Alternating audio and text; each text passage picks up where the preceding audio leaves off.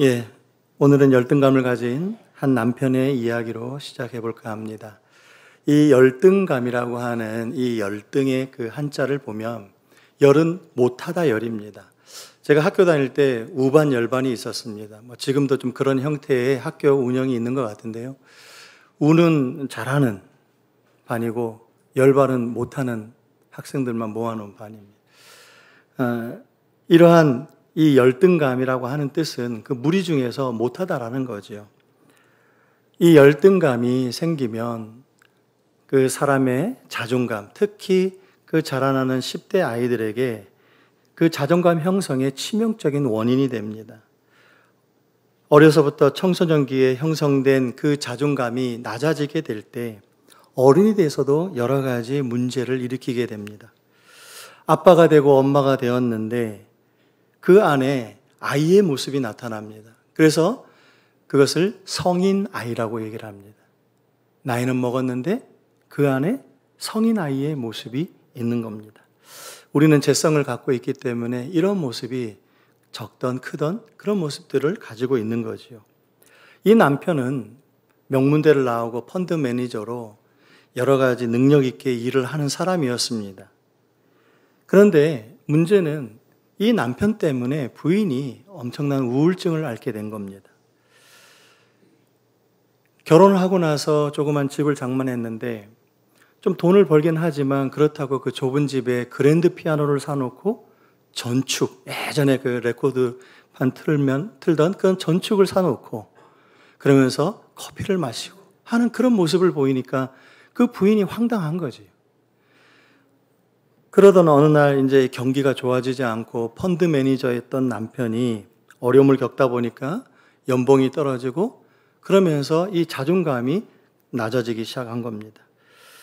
모처럼 아내의 생일에 처갓집에 모여서 같이 식사를 하는데 의사인 동서가 늦게 왔습니다. 그런데 아무 말 하지 않는 거예요. 늦게 왔으면 죄송하다는 얘기를 해야 되는데 하질 않는 거예요. 그러니까 이 펀드 매니저인 남편이 저 자식이 나를 갖다가 무시하네. 이런 마음이 든 거예요. 식사를 하면서도 불쾌한 거죠. 그런데 이 동서가 식사를 하면서 형님 요새 경기가 안 좋은데 어떠냐고 이렇게 물어봤어요. 그랬더니 속으로 이 자식이 내 치부를 드러내고 나를 망신시키고 있어? 이렇게 생각을 한 겁니다. 보니까 장모님이 의사인 동서만 더 관심을 갖고 더 마음을 주는 것 같은 거예요. 집으로 돌아오면서 아내에게 동서가 이렇고 장모님이 이렇고 막 이렇게 불평 막 쏟아냈어요. 아내가 듣고 있다 보니 너무 허무맹랑한 얘기인 거예요. 아니 무슨 뚱딴지 같은 소리를 하냐고 막 얘기를 하니까 이 남편이 너도 나를 무시하고 있잖아 이러면서 이런 식으로 마음이 조금만 기분이 안 좋으면 생활비를 안 주는 거예요. 부인에게 그렇게 보복을 하는 거죠. 이런 일들을 여러 차례 당하다 보니까 부인이 더 이상 살기가 어렵다. 당신이 정신과 치료를 상담을 좀 받았으면 좋겠는데 그러지 않으면 이혼할 거야. 막 강하게 얘기를 하니까 남편이 정신과 의사 선생님을 만나러 왔습니다. 그 얘기를 하다 보니까 이 남편 안에는 그 어린 시절에 이런 일들이 있었던 거죠.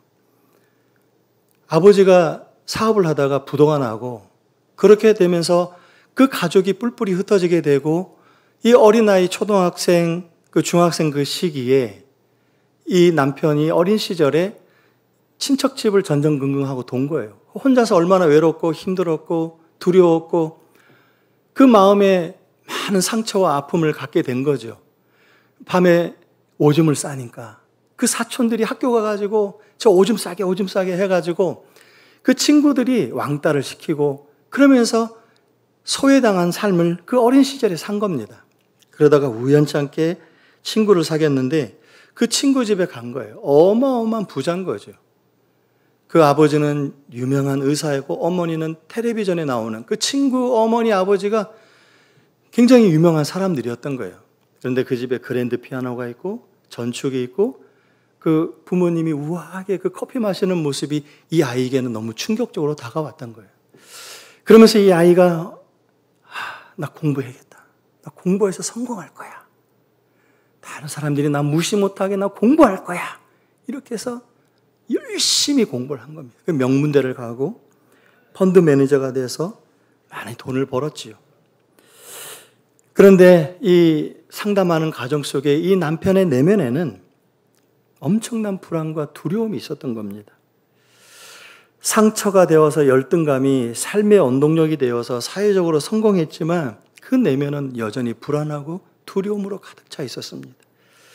돈을 벌고 성공해서 완벽한 삶을 살고 싶었지만 인생이 그렇지 않잖아요. 올라갈 때가 있으면 내려올 때가 있는 것인데 자신이 망하거나 연봉이 떨어지면 사람들이 무시할까 봐, 천대할까 봐 그게 너무 두려웠던 거예요. 그런데 경기가 어려워지면서 이런 불안과 두려움이 드러나게 되고 상처받고 무시당하지 않으려고 몸부림을 치는데 어린 아이와 같은 모습들이 나타나는 거죠. 옆에 있는 부인은 너무 고통스러웠습니다. 어릴 때의 상처와 열등감이 성인이 되어도 이 삶과 관계에 계속적인 영향을 주게 되고 어릴 때 해결하지 못했던 그런 부분들이 어른이 되어서도 계속해서 진행을 하게 된다는 것입니다.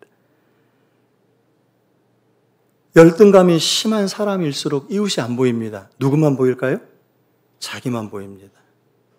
무시당하지 않으려고, 소외당하지 않으려고 자기에게 집중하고 자기의 방어기제에다 집중하다 보니까 다른 사람들이 보이지 않는 거예요.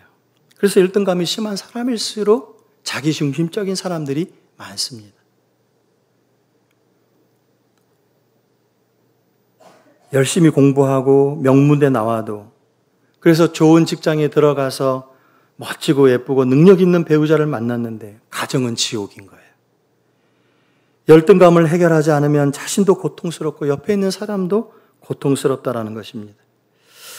자녀에게 물려줄 수 있는 최고의 선물이 건강한 자존감이라고 합니다.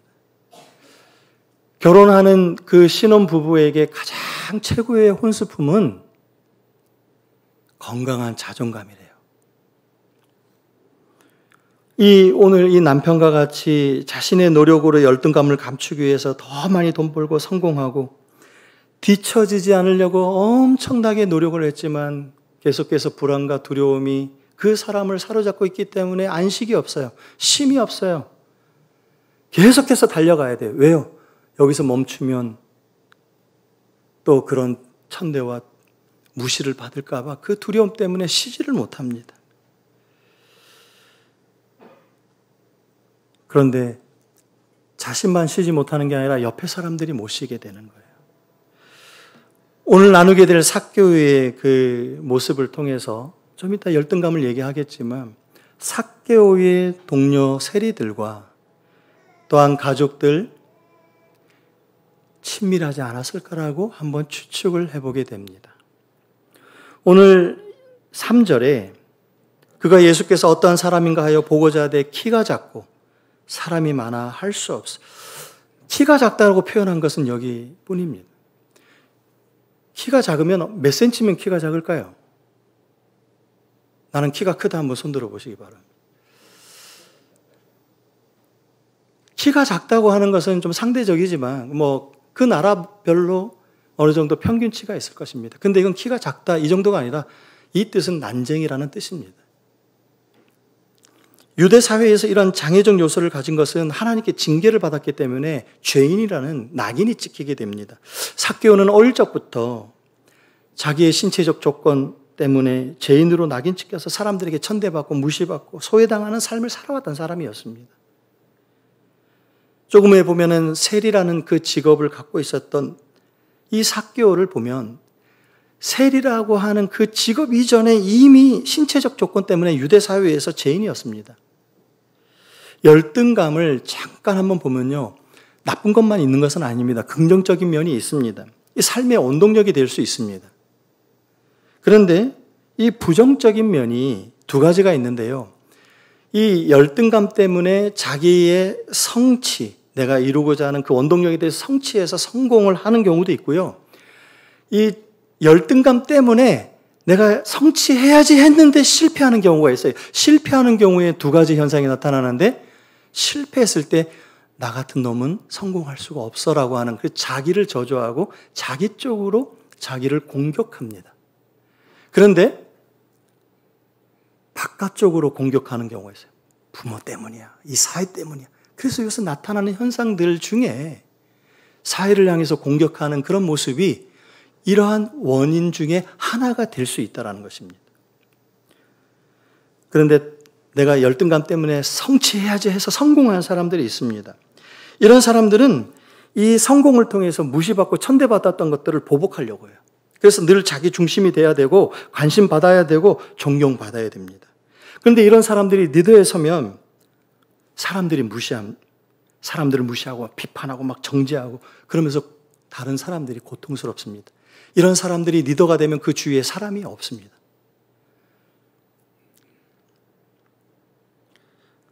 사울이 여인들이 노래하는 걸 들었습니다.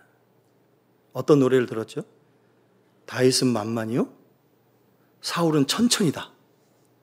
절대 여자분들은 남편 비교를 하면 안 됩니다. 꼭지 돌아버립니다. 자녀들도 비교하면 안 되죠. 너 왜 언니보다 못하냐, 누나보다 못하냐, 이렇게 하면 안 됩니다. 특히 이 남자는 이 자존심이 세잖아요. 비교가 당하면 안 되는 거예요. 근데 여인들이 막 노래를 불렀는데 사울이 건강한 자존감을 갖고 있었으면 만만의 제자를 부하를 얻었네, 이렇게 하면 되는데 나는 천천히고 저놈은 만만이야, 확 돌아버린 거예요. 속된 말로. 그때부터 다윗을 죽이려고 한 거죠.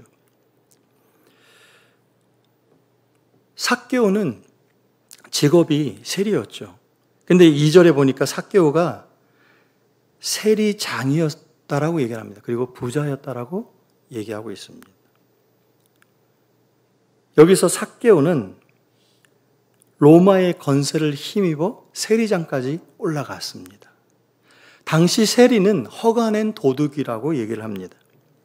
그래서 로마가 정한 세금 이외에 더 많은 세금을 그 동족에게 착취한 거죠. 세리장이었다라고 얘기한다고 하면 이것은 무슨 의미를 갖고 있냐면 더 깊이 로마의 부패된 그 권력 가운데 들어가 있었다라는 얘기입니다. 그렇기 때문에 당시에 이 세리와 창녀들은 죄인 취급을 했습니다. 삭개오는 신체적인 열등감을 보완하기 위해서 세리라는 직업을 통해 부를 축적하고 자신의 가치를 증명해 보이려고 했습니다. 로마의 권세를 힘입어 세리장까지 되고 많은 돈을 벌었습니다. 그런데 삭개오는 직업적 성공을 거두었음에도 불구하고 3절에 보니까 예수께서 어떠한 사람인가요? 보고자 하되, 좀 이따 살펴보겠지만 이 말씀 안에는 삭개오 안에 갈급함이 있었다는 얘기입니다.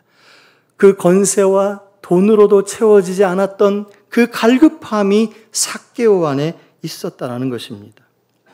그래서 오늘 삭개오를 구원하러 오신 그 예수 그리스도, 그 예수 그리스도를 나누면서 함께 은혜를 받아보려고 합니다. 그 구원하시는 예수 그리스도는 찾아오시는 예수 그리스도이고 치유하시는 예수 그리스도이고 초청하시는 예수 그리스도입니다. 빠르게 하나씩 한번 살펴보도록 하겠습니다. 예수님은 구원하시기 위하여 한 영혼을 찾아오십니다. 3절에서 5절 말씀을 오늘 대부분 말씀을 중심으로 보겠는데요. 한번 보겠습니다. 다 같이 한번 이 말씀을 읽어볼까요? 시작.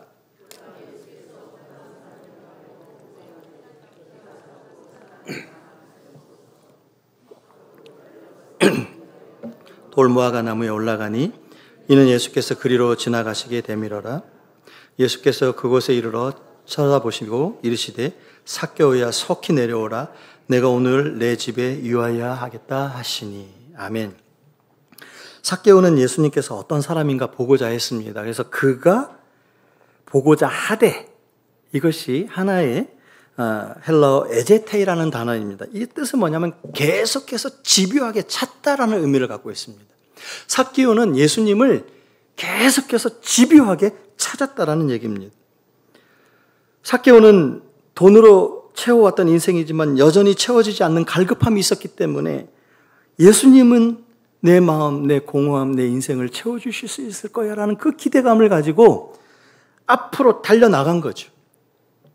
근데 보니까는 난쟁이에다가 또 수많은 사람들이 그 앞에 장벽이 되어 있었습니다. 삭개오가 왔을 때 사람들은 아유 재수없는 인간이 왔다고, 저 죄인이 여기 왔다고, 그래서 외면하고 그 삭개오를 향한 분노를 표출하면서 삭개오가 예수님을 볼 수 있도록 길을 열어주지 않았다라는 것입니다. 건세도 있었고 돈도 있었지만 오히려 왕따였고 소외당하는 사람이었습니다. 그런데 삭개오는 그 예수님을 봐야겠다는 일념으로, 열망으로 자신의 한계를 뛰어넘고 포기하지 않고 돌무화과 나무 위에 올라갑니다.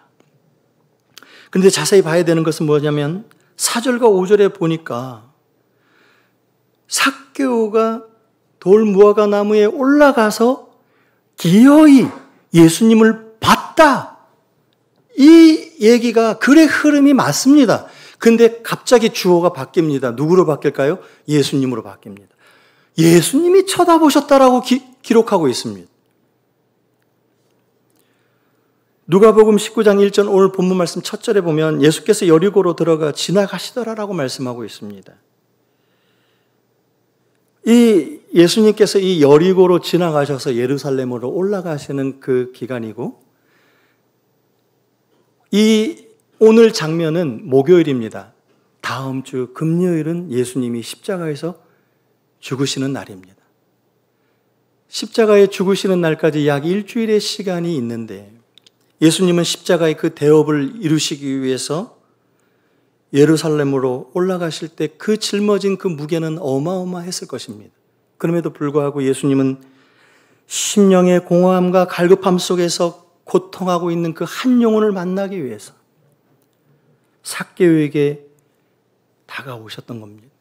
삭개오가 예수님을 보기 위해서 열망하여 달려간 그것보다 더 예수님은 그 삭개오를 보기 위해서 그렇게 그 길을 걸어오셨던 것입니다.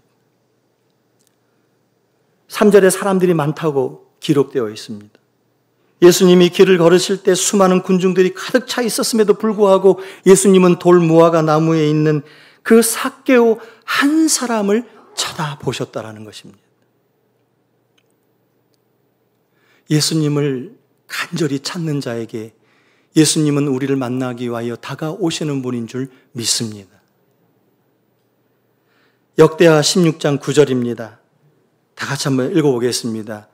중간까지만 읽겠습니다. 시작. 여호와의 눈은 온 땅을 두루 감찰하사 전심으로 자기에게 향하는 자들을 위하여 능력을 베푸시나니. 또 마태복음 5장 3절입니다. 심령이 가난한 자는 복이 있나니 천국이 그들의 것이며. 우리의 마음 가운데 누구를 향한 갈급함이 있습니까? 하나님을 향한 갈급함이 있습니까? 아니면 이 땅의 것들을 향한 갈급함이 있습니까? 삭개오는 평생 그 돈을 향한 그 갈급함으로 달려왔는데 채워지지 않는 그 갈급함 때문에 그 방향을 바꿉니다. 예수님을 향해서 갑니다. 그랬더니 예수님은 삭개오를 향해서 그 삭개오를 만나기 위해서 수많은 군중 가운데 있던 그 삭개오를 향해 다가오고 삭개오를 쳐다보고 계십니다. 예수님은 심령이 가난하여 갈급한 자를 만나기 위하여 기어이 찾아와 주시고, 이 예배 가운데서도 예수님을 향한, 하나님을 향한 그 갈급함을 가지고 나오신 분들에게 예수님은 찾아와 주시는 줄 믿습니다. 우리의 심령이 세상의 갈급함으로 채워져 있다고 한다면 오늘 이 예배를 통해서 주님을 향한 갈급함으로 바뀌는 축복의 역사가 일어나기를 소망합니다. 그리하여 예수님이 찾으시는 자, 예수님이 바라보시는 자들이 되기를 다시 한번 주의 이름으로 축원하고 축복합니다. 예수님은 구원하시기 위해 찾아와 주시지만 찾아와 주실 뿐만 아니라 상처와 아픔이 있는 영혼들을 치유해 주십니다. 삭개오의 이름의 뜻은 깨끗하다, 정결하다, 이 의미를 가지고 있습니다. 그런데 그 이름대로 살고 있지 못한 거죠. 삭개오는 장애 때문에, 세리라는 직업 때문에 인간적 대접을 제대로 받지 못했던 사람이었습니다. 세리라는 직업은 더욱더 천대와 무시를, 소외와 고독의 삶을 살았습니다. 의도적으로 이 길을 오셨던 예수님은 나무에 있는 삭개오를 쳐다보시면서 한 번도 들어본 적이 없는 자기 이름을 예수님이 불러주시는 거예요. 삭개오야. 다른 어떤 사람도 그렇게 인격적으로 삭개오야 들어본 적이 없는데 예수님의 그 이름에는 네가 너무 소중해. 그 마음이 담겨 있는 거예요. 처절한 천대와 고독 속에서 죄인, 쓰레기, 더러운 놈, 강도, 늘 이런 식으로 평가받아 오던 이 삭개오가 예수님께 처음으로 인격적인 그 대접을 받는 순간입니다. 그리고 예수님은 그 이름 그대로를 불러주셨습니다. 삭개오야. 정결한 자야, 깨끗한 자야, 의로운 자야. 삶은 그렇게 살고 있지 않은데 그럼에도 불구하고 예수님은 삭개오를 믿어주셨습니다. 너 이제 그 이름대로 살 거야. 믿어줬을 때 삭개오는 그 삶이 바뀌기 시작합니다.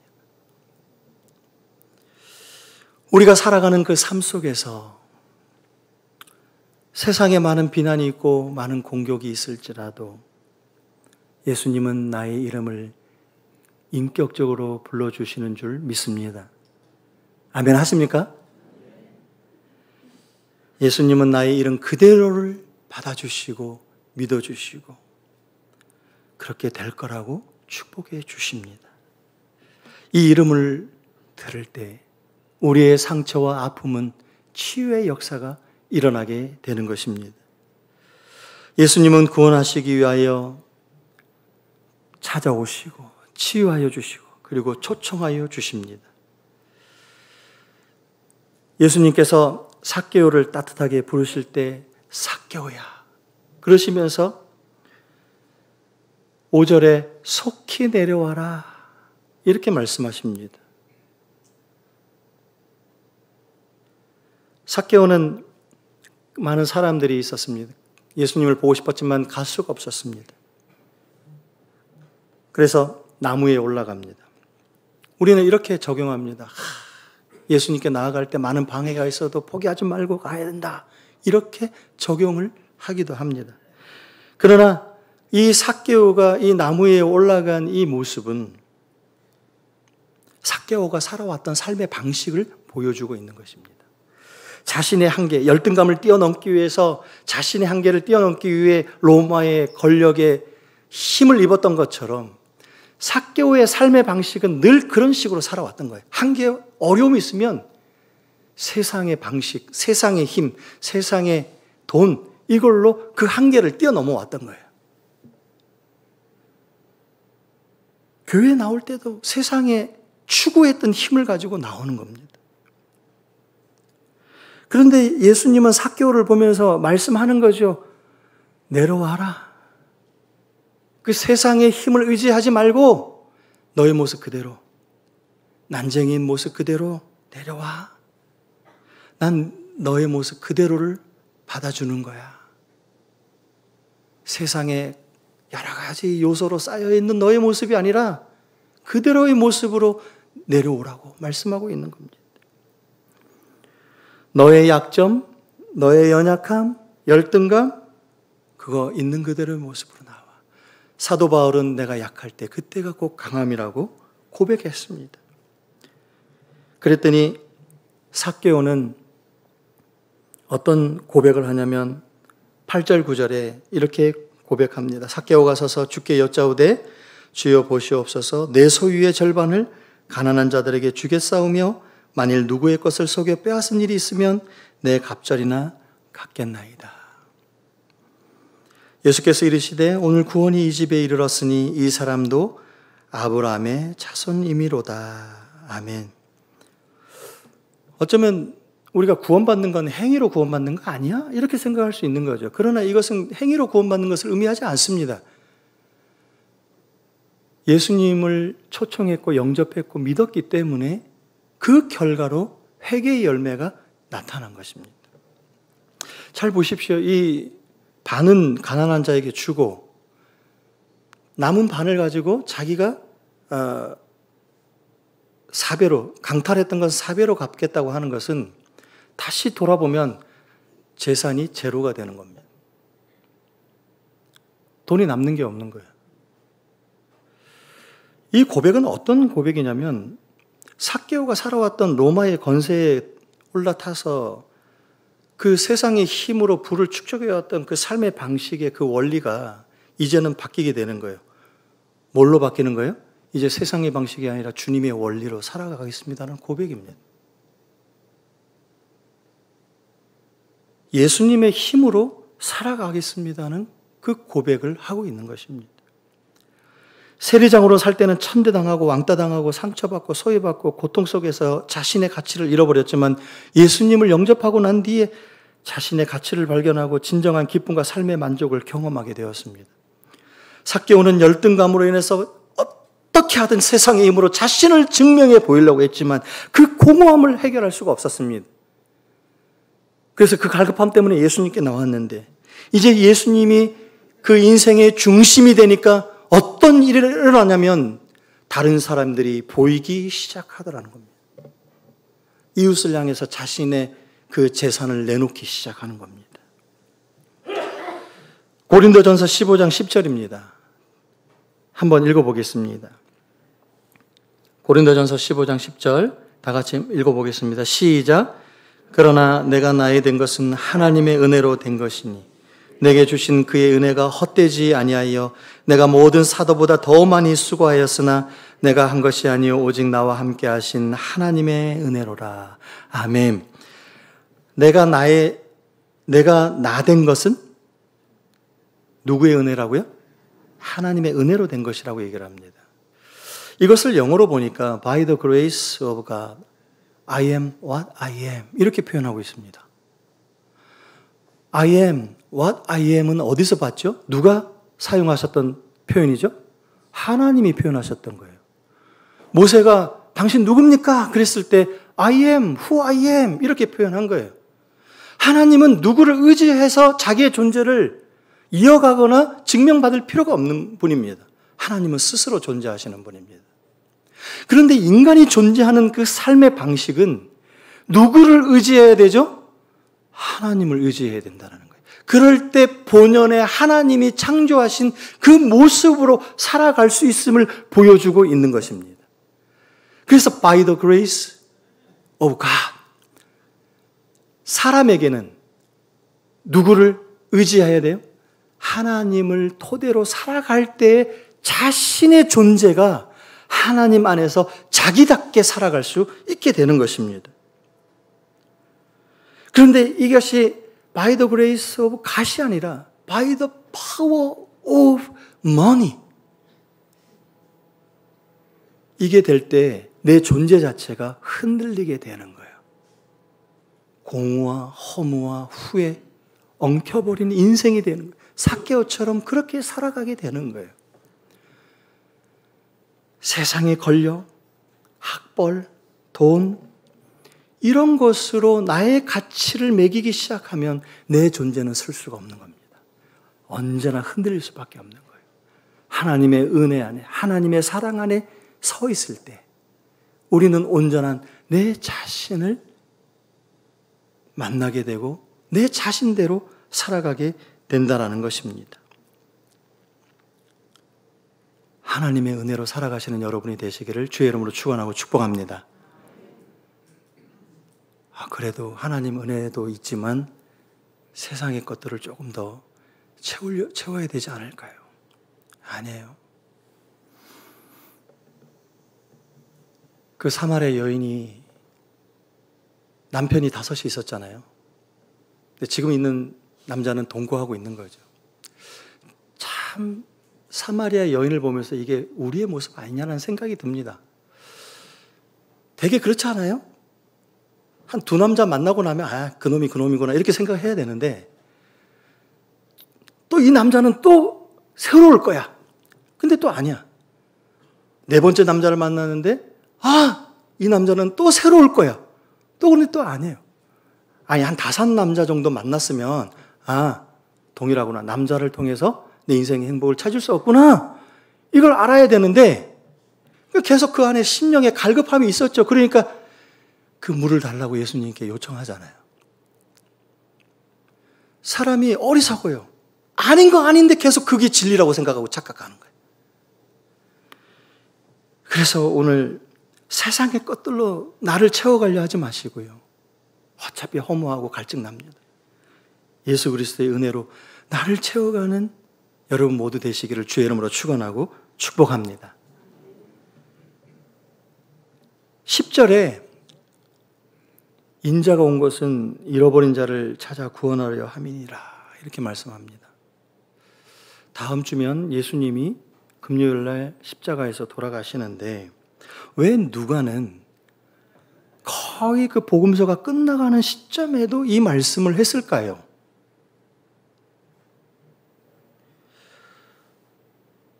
그러니까 예수님의 제자들과 따라다니는 사람들조차 백성들조차 삭개오의 집에 들어가는 걸 이해를 못한 거예요. 막 수근거린 거죠. 예수님이 어떻게 저 집에 들어갈 수 있어? 죄인의 집에? 예수님 타락한 거 아니야? 막 이렇게 얘기를 하는 거예요. 수근수근 하는 거죠. 근데 제자들과 백성들이 의도적으로 누가복음에 이 말씀을 넣어놓은 것은 이 삭개오의 끝에 제자들과 그 백성들은 예수님이 정치적인 메시아로 와서 로마로부터 해방시켜주고 부국 강병을 이루어서 우리 잘 먹고 잘 살게 해줄 거야. 막 떡 5개와 물고기 2마리로 5,000명 먹이시는 그 분이 우리를 배불리 먹일 수 있는 분이야. 이렇게 생각을 한 겁니다. 그러니까 요거 뒤에 예루살렘으로 입성할 때 예수님이 입성할 때 수많은 백성들이 어떻게 했죠? 다윗의 자손 호산나 하면서 막 찬양하고 그 나귀 타고 들어가는 예수님을 엄청나게 환영했습니다. 이제 드디어 이 땅에 다윗과 같은 왕국이 세워지는구나 이렇게 생각을 한 겁니다. 그런데 며칠 뒤에 그 백성들이 폭도가 되죠. 예수를 죽여라! 예수를 죽여라! 그래서 며칠 만에 그 백성들이 확 바뀌어버립니다. 왜요? 자기들이 생각했던 메시아가 아닌 거예요. 그러니까 누가복음 이 삭개오의 사건을 통해서 하나님이 보여주고자 하는, 예수님이 보여주고자 하는 게 뭐냐면 내가 온 것은 잃어버린 자를 구원하기 위해서 온 거예요. 이 땅에 정치적 메시아로 온 게 아니야. 이걸 얘기해 주는 거예요. 그런데도 백성들은 어리석어서요. 제자들은 어리석어서요. 뭘 생각하고 있어요? 이 땅에서 잘 먹고 잘 사는 걸 생각하고 있는 거예요.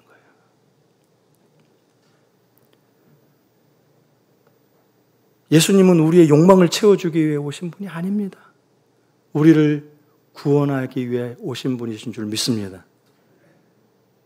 좀 아멘 좀 크게 해주세요. 막 제가 힘이 막 빠지려고 그래요. 예수님은 우리를 구원하러 오신 분이심을 믿습니다. 네. 감사합니다. 그래서 예수님이 우리를 구원하시기 위하여 우리를 찾아와 주시고 치유해 주시고 초청해 주십니다. 구원하시는 예수 그리스도를 통해 여러분 안에 있는 상처와 아픔으로부터 해방되고 진정한 만족과 쉼을 얻고 주님의 능력을 덧입어 이웃을 돌아보고 하나님의 영광되는 삶을 살아가시는 저와 여러분 모두 되시기를 주의 이름으로 축원하고 축복합니다. 우리 이 시간에 함께 기도할 때요, 주님 앞에 삭개오처럼 갈급한 심령, 가난한 심령을 주셔서 어떤 상황 가운데서도 그 주님을 만나고자 하는 열망을 주시고 나를 향해 다가오시는 그 주님을 깊이 경험할 수 있도록 나를 만나 주시옵소서.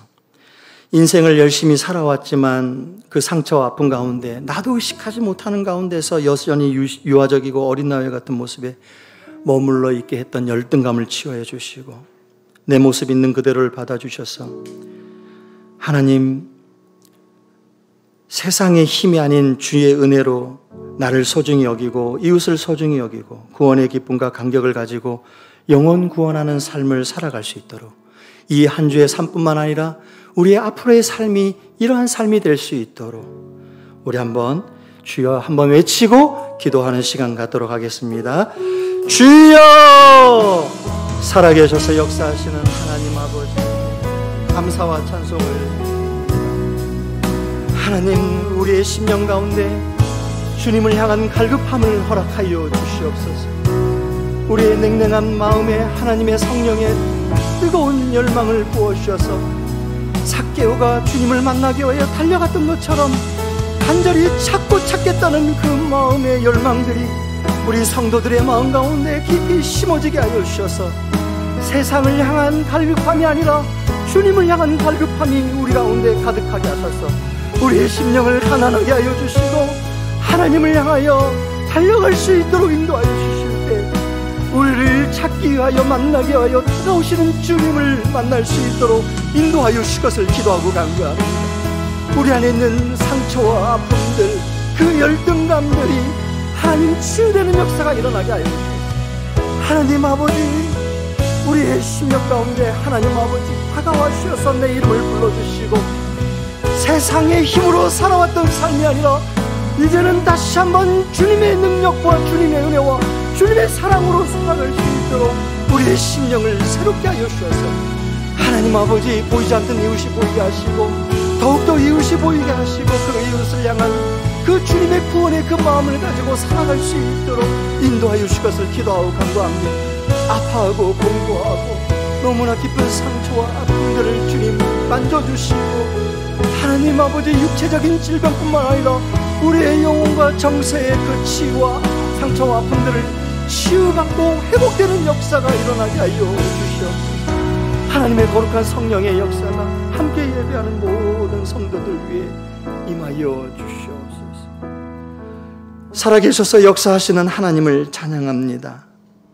인생을 수고스럽게 살아왔지만 허무하고 갈급한 가운데 있던 삭개오를 찾아와 주신 주님, 여기 모여 함께 예배하는 성도들 한 분 한 분을 찾아와 주셔서 상처와 아픔으로 고통하며 아파하며 눈물 짓는 성도들의 그 한 사람 한 사람의 이름을 불러주시고 초대하여 주시옵소서.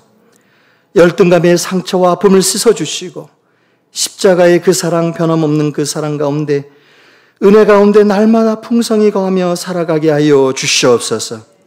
온 힘을 다해 세상 의지하던 것들을 내려놓게 하시고 주님의 사랑과 은혜와 능력을 의지하며 진정한 쉼과 회복과 기쁨과 감격 있는 삶이 되게 하여 주셔서 잃어버린 자들을 구원하시는 주님의 역사에 동참하는 우리 모두 되게 하여 주시옵소서. 예수님의 이름으로 기도합니다. 아멘. 예, 우리를 구원하시는 그 주님께 영광의 박수를 올려드리겠습니다. 예, 다 같이 일어나셔서 우리의 이름을 아시는 그 주님, 우리 고백하겠습니다.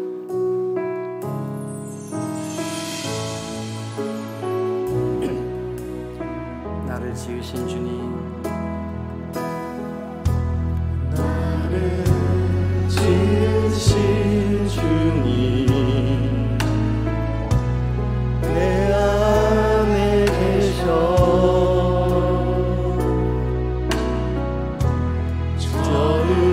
처음부터 내 삶을 그의 손에 있었죠.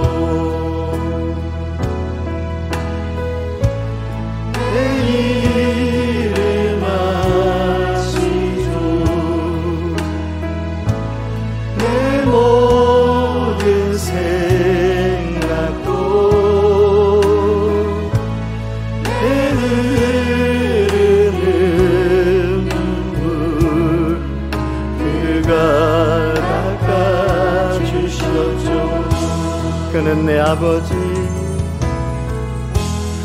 그는 내 아버지, 난 그의 소유.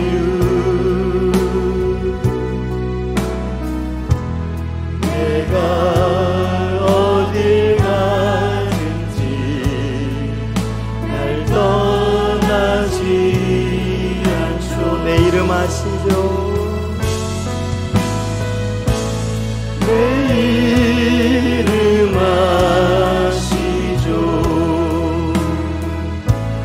내 모든 생각도 아바라 부를 때 아바라 부를 때 내 이름 아시죠? 내 이름 아시죠? 내 모든 생각 내 흐르는 눈물 내 흐르는 눈물 그가 닦아주셨던 내 이름 아시죠? 내 이름 아시죠? 내 모든 생각도 아바라 부를 때 아바라 부를 때 그가 들으시죠. 기도하겠습니다. 이제는 우리 주 예수 그리스도의 은혜와 하나님의 무한하신 사랑과 성령의 감화 감동 교통하심의 은혜로 한 사람 한 사람의 이름을 불러주시고 초대하여 주시는 주님의 사랑과 은혜를 든든히 붙잡고 세상의 치열한 상 가운데서 흔들림 없이 살아가며 세상의 것들을 의지하지 않고 오직 주님의 은혜와 사랑을 붙들고 살아가기 원하는 예배하는 가포교회의 모든 성도들을 위해 휴가 중인 한재동 목사님과 그 가족 위에 이제부터 영원토록 함께 하시기를 축원하옵나이다.